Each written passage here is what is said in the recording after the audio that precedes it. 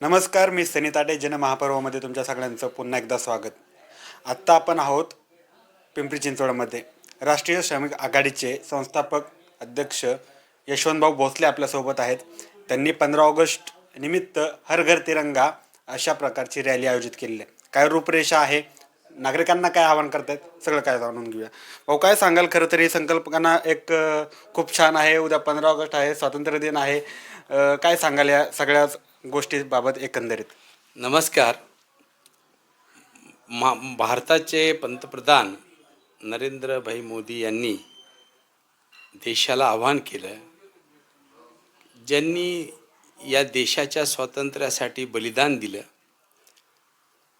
त्या महान आत्म्यांचं, त्यांच्या कार्याचं स्मरण नवीन पिढीला व्हावं आणि तिरंगा हा या देशावर हयात फडकत राहावा, यासाठी प्रत्येक तरुणाच्या आणि प्रत्येक नागरिकाच्या मनामध्ये या तिरंगाबद्दल एक आदरयुक्त भावना जन्मभर राहावी, यासाठी जे आवाहन करण्यात आलं की प्रत्येक घरापर्यंत तिरंगा जाऊ द्या, म्हणजे प्रत्येक नागरिकाच्या हृदयात पहिलं देशाबद्दल अभिमान, या तिरंगाबद्दल अभिमान राहिला पाहिजे.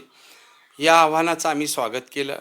त्याचप्रमाणे त्यांनी प्रत्येक शहरामध्ये, गावामध्ये तिरंगा रॅली काढा, हे देखील आवाहन केलं.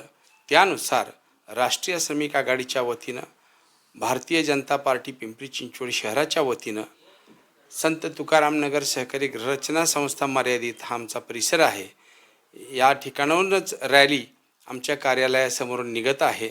उद्या दुपारी 3ला 15 ऑगस्टला ही महारॅलीचं आयोजन आम्ही केलेलं आहे, तिरंगा रॅलीचं. काल 4 दिवसापूर्वी पुण्याला आदरणीय देवेंद्रजी फडणवीस साहेब यांच्या नेतृत्वाखाली रॅली निघाली, छत्रपती संभाजीनगरला निघाली. आज पिंपरी चिंचवडला शहरामध्ये 15 ऑगस्टला उद्या ही प्रथमच महारॅली होत आहे, तिरंगा रॅली.